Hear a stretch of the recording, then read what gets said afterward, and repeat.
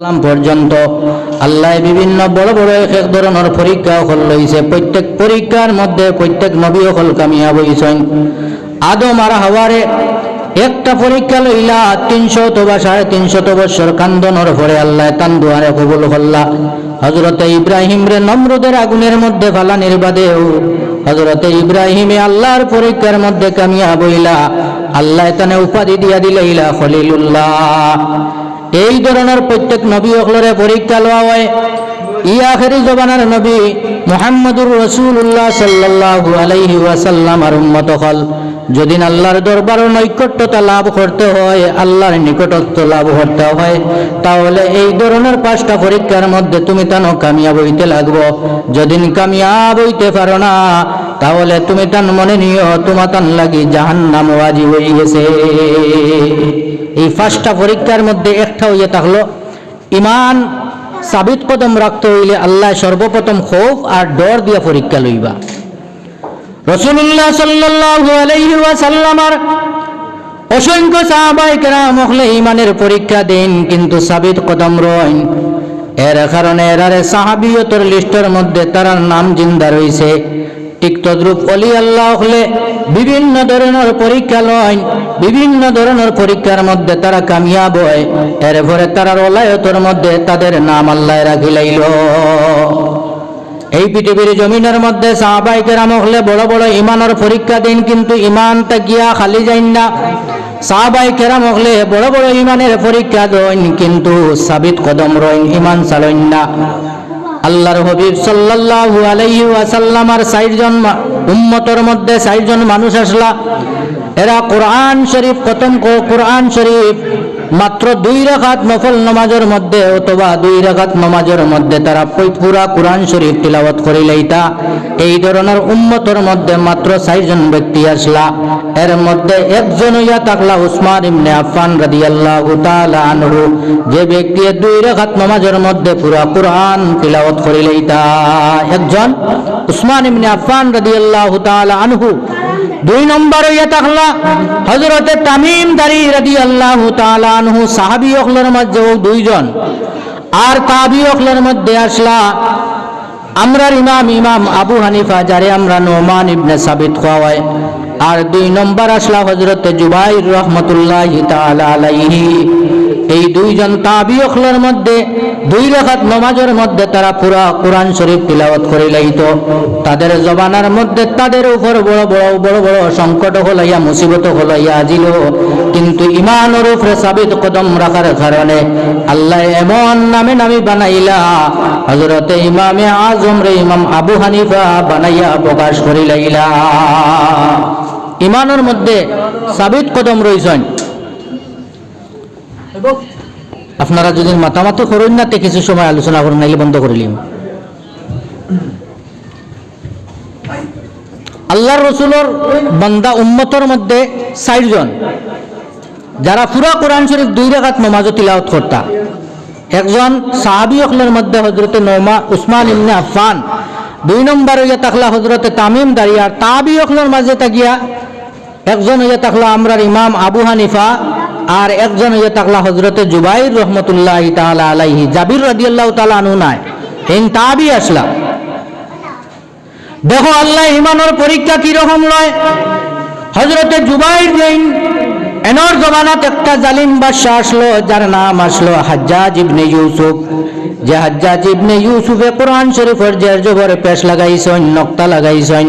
ও হাজ্জাজ ইবনে Yusuf last মুহূর্তে ইমান তাই খারিজ হইয়া মরতুদ হইয়া মারা গেছেন। এই হাজ্জাজ ইবনে ইউসুফে আল্লাহর নবী মুহাম্মদুর রাসূলুল্লাহ সাল্লাল্লাহু আলাইহি ওয়াসাল্লামের অসংখ্য হুফাজ সাহাবায়ে কেরাম হলরে এই পৃথিবীর জমিন থেকে কাতল করিয়া শিরচ্ছেদ করিয়া এরারে বিদায় দিলাইল। হাজ্জাজ ইবনে ইউসুফ যে সময় এলাকার বাদশা হিসাবে গণ্য করা শুরু হইল, হাজ্জাজ ইবনে ইউসুফের জবানার মধ্যে আল্লাহর রাসূলের এক নেক বান্দা আসলা তাবির মধ্যে। এর নাম আসলো হযরতে জুবাইর রাহমাতুল্লাহি তাআলা আলাইহি। হযরতে জুবাইরের যেদিকে আটিতা ইসলাম প্রচার করতা, আর হাজ্জাজ ইবনে ইউসুফের খিলাফ জানাইতা যে তোমরা হাজ্জাজ ইবনে ইউসুফরে মানিও না, হাজ্জাজ ইবনে ইউসুফ একজন মুরতাদ মানুষ। সে কুরআন শরীফ মানে না, ইসলাম মানে না, নবী মানে না, কলিমা মানে না, যার কারণে তারে মানা তোমাদের জন্য প্রয়োজন নয়। হাজ্জাজ ইবনে ইউসুফের খিলাফ মানুষের কাছে নসিহত করা শুরু করলা। এই খবর গিয়া পৌঁছিল হাজ্জাজ ইবনে ইউসুফের কাছে। লগে লগে তার বাহিনীরে জানাইলো, যাওরে তোমরা জুবাইর রহমাতুল্লাহি তাআলা আলাইহি রে তোমরা গ্রেফতার করিয়া লইয়াও। দেখো মুসলমান ইমানের পরীক্ষার মধ্যে কি রকম বান্দা বান্দি কামিয়াব হয়। ইমান যারা সাবিত কদমর হয় তাদের ইমান আল্লাহ বাড়াইয়া দিলায়। আল্লাহ জানাইয়া দিলায়, ও বান্দা বান্দিরে তোমরা আমার ইমানের মধ্যে সাবিত কদম যদি থাকতে পারো তাহলে তোমরার নাম আমি এই দুনিয়ার জমিনের মধ্যে বাড়াইয়া দিলাই। মৌলানা বদরুলের গাড়ি পারেন না, 84-77 নাম্বার গাড়ি হরাইতা। মৌলানা বদরুল ইসলাম সাবর গাড়ি রাস্তা দিয়ে বারণ না, 84-77 নম্বর গাড়ির সামনে যেটা রাখা আছে ওটা আপনারা রাস্তার থেকে সরাইলেন। তো ইমান এরা কঠিন কঠিন বিপদের মধ্যে পড়ছেন, এর বাদে ইমান হস্তান্তর করছেন না কোনো মানুষের। তো হযরতে জুবাইরকে গ্রেফতার করিয়া নেওয়া হইল। একদিন, 2 দিন, 3 দিন নয়, 1 মাস পর্যন্ত গ্রেফতার করিয়া জেলখানার মধ্যে রাখা হইল। 1 মাস পরে হাজ্জাজ ইবনে ইউসুফ একজন মানুষে জানাইল, যাও রে ইয়া দেখো সাইন হযরতে জুবাইর বন্দিখানার মধ্যে কি আছেন, কিভাবে আছেন। এন গেলা গিয়া দেখলা 1 মাস অতিবাহিত হয়ে গেছে উপবাস অবস্থায় হযরতে জুবাইর রহমাতুল্লাহি তাআলা আলাইহি বসাগত অবস্থায় আল্লাহর জিকিরের মধ্যে মগ্ন আছেন। জানাইলা 1 মাস অতিবাহিত হয়ে গেছে, আপনি অন্ধকার ঘরের মধ্যে আপনি কিচ্ছু খাইবা না নি। জানাইলা যদি খানিয়া নিয়া দেওতে তো খাইতাম। ও নেওয়া হইল টান লাগিয়া শরবত আর গোশত। যে সময় কিনারের মধ্যে নেওয়া হইল, নেওয়ার পরে জিজ্ঞাসা করলা, বাইরে বোতলের মধ্যে যে শরবতটা আনছো ইয়া পানি না শরবত বলে, এটা শরবত। আর আপনি বর্তনের মধ্যে যে গোশত আনছো এই গোশতগুলো হাসাল লগর গোশত নি।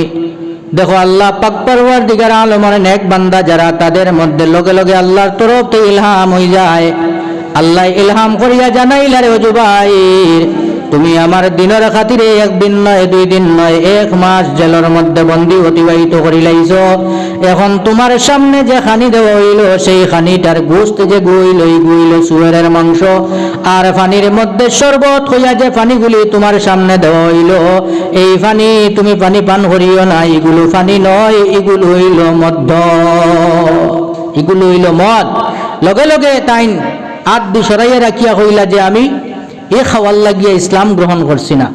হযরতে জুবাইরে হাজ্জাজ ইবনে ইউসুফে জানাইল, জুবাইরের কল্লারে আলোক করে দেও, শিরচ্ছেদ করিলাও। 1 মাস অতিবাহিত করলাম, উপবাস রাখলাম, তার বাদে ইমান ছাড়ে না, ইসলাম রে ছাড়ে না। এর লাগিয়া এই জুবাইরে পৃথিবীর জমিনের মধ্যে রাখা দরকার নয়। হযরতে জুবাইরে তোমরা শিরচ্ছেদ করিলাও। জল্লাদের হাতের মধ্যে তলোয়ারি জল্লাদ লইল, আর জুবাইরে নিয়া ফাঁসির মঞ্চের মধ্যে যখন উঠানি হইল, হযরতে জুবাইরে ফরমাইলা, ও জল্লাদ যদিন তুই আমারে তলোয়ারি দ্বারা বিনা কলিমায় যদিন শিরচ্ছেদ করতে চাস, তাহলে সমস্ত জীবন তোর অতিবাহিত হয়ে যাইব। তলোয়ারি দিয়ে আমার গলার মধ্যে আঘাত করবে, কিন্তু আমার মাথাটা তো আলোক করা সম্ভব নয়। হইলা সমস্ত জীবন অতিবাহিত হয়ে যাইব, যদি বিনা কলিমায় তলোয়ার দিয়ে সেদ মারিয়ে কাটতে চাস তাহলে আমার মাথা তুই কাটা সম্ভব নয়।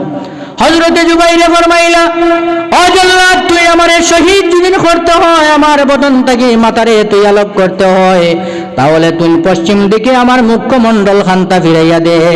লগে লগে জল্লাদে পশ্চিম দিকে মুখ করলো, আর হযরতে জুবাইরে পড়া শুরু করলা, ইন্নী ওয়াজ্জাহতু ওয়াজহিয়া লিল্লাযী ফাতারাস সামাওয়াতি ওয়াল আরদা হানিফা ওয়া মা আনা মিনাল মুশরিকিন। হাজ্জাজ ইবনে ইউসুফে শুনল এই কোরআন শরীফের বাক্যটা, এই কোরআন শরীফের আয়াতটা। জুবাইর রাদিয়াল্লাহু তাআলা আনহু তলোয়ার গর্দনের মধ্যে লাগাইল, এই অবস্থায় হযরতে জুবাইর ইন্নী ওয়াজ্জাহতু ফরিত্রা। লগে লগে হাজ্জাজ ইবনে ইউসুফে জানাইল, জল্লাদ ইসলাম যারা গ্রহণ করিলাইছে, কলিমা পড়িয়া নবীর হাতের উপরে যারা ঈমান গ্রহণ করিলাইছে, তাদেরকে তোমার তলোয়ার দ্বারা শিরচ্ছেদ করা তুমি সম্ভব নয় রে জল্লাদ। এই জুবাইরের মাথাটা তুমি মুখটা আবার পূর্ব দিকে করিলাও, পশ্চিম দিকে ফিরাইয়া তুমি শহীদ করা সম্ভব নয়। কেননা এদের যারা তারা আল্লাহরে পূজা করে, তারা ইবাদত করে, তাদের ইবাদত খানা হইল পশ্চিমে, আল্লাহর খানায় কাবা হইয়া থাকলো পশ্চিম দিকে। এর জন্য তুমি তার মুখ মুবারক পূর্ব দিকে করিলাও। হযরতে জুবাইরের মাথারে আবার ফাঁসির মঞ্চ পূর্ব দিকে যে সময় করা হইল, হযরতে জুবাইরে তিলাওয়াত করা শুরু করলা, ফাইনামা তুওয়াল্লু ফাসাম্মা ওয়াজহুল্লাহ। এ বেঈমান জল্লাদ, আমি পশ্চিম দিকে মুখ যখন আসলো, ইন্নী ওয়াজ্জাহতু পড়তে শুরু করলাম, তুমি আমার মুখটা লগে লগে পূর্ব দিকে ফিরাই লইলাই। তুমি মনে মনে ভাবছো নাকি মুসলমানের আল্লাহ পূর্ব দিকে নাই? অজল্লাদ, তুমি জানিয়া নেও মুসলমানের মুখ, মুসলমানের অন্তর, মুসলমান যেদিকে থাকে সেই দিকে মুসলমানের আল্লাহ থাকুন। সুবহানাল্লাহ। ওই সময় হাজ্জাজ ইবনে ইউসুফে কইল, জল্লাদ, এই জুবাইরকে তুমি কাতল করা তোমার দ্বারা সম্ভব নয়। জুবাইরের মুখটা মাটির লগে মিলাইয়া দেও, নিচের দিকে তুমি ঝুঁকাইয়ে দেও।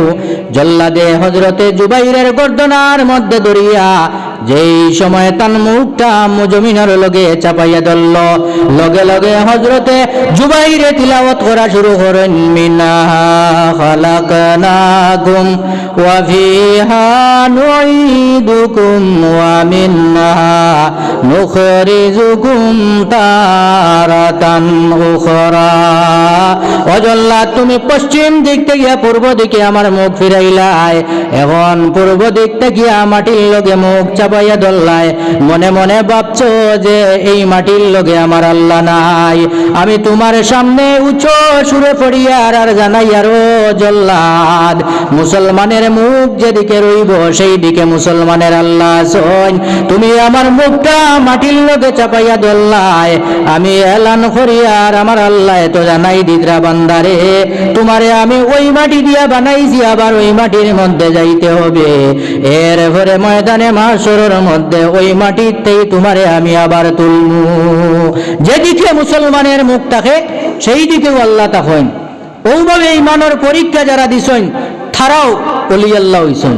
ওইভাবে ইমানের পরীক্ষা যারা দিছেন তারা ওলি আল্লাহ হইছেন। ও একটা পরীক্ষা হইয়া থাকলো মিনাল খাউফ। 2 নম্বর আল্লাহ ফরমাইন, জুও মানা বুক দিয়া তোমারে উপবাস রাখিয়া এই পৃথিবীর জমিনের মধ্যে আল্লাহ পরীক্ষা লইবা। যদি এর মধ্যে তুমি সবর করতে পারো তাহলে আল্লাহ তোমার দরজারে বুলন্দ করিয়া দিলাইবা।